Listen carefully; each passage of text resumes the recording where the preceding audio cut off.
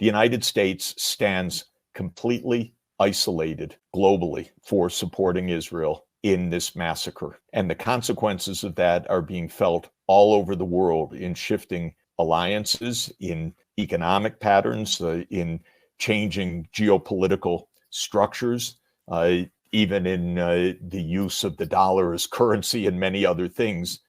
There is a massive, a seismic change of geopolitics underway in which the U.S. has chosen nearly total isolation in the world. I see it every day because my job is to be out in the world discussing issues of economic development and finance, the global economy, trade, the currency system. And what's happening is the U.S., so contrary to being what Biden in his fantasy thinks that the world looks to the U.S. for leadership, the world looks at the U.S. aghast. The U.S. stands alone with Israel. Of course, the world's even more aghast at what Israel is doing because we haven't had the real-time video feed of mass slaughter quite this way before. Of course, we've had war in our living rooms, on our social media or television broadcasts, but the real-time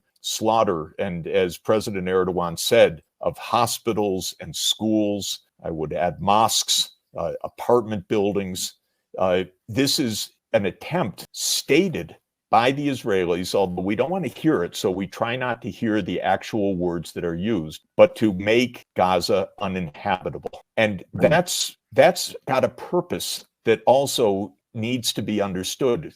Israel is not fighting Hamas. Israel is fighting for a greater Israel, which is a kind of messianic biblical idea that now is in political ascendancy in Israel, that Israel has the right to control all of the area. It has the right to control the millions and millions of Palestinians because some zealots believe, and they are powerful right now. God said so in the book of Joshua sometime around the 5th century BC. And you can't really make this up because this is 21st century stuff and It's devastating. And this is what we're siding with. I don't think Americans really understand what is motivating the Israelis. I don't think Americans understand the risk of this war widening very significantly, very dangerously, and very fast. This is what we're up against. And unfortunately, we have a president who's not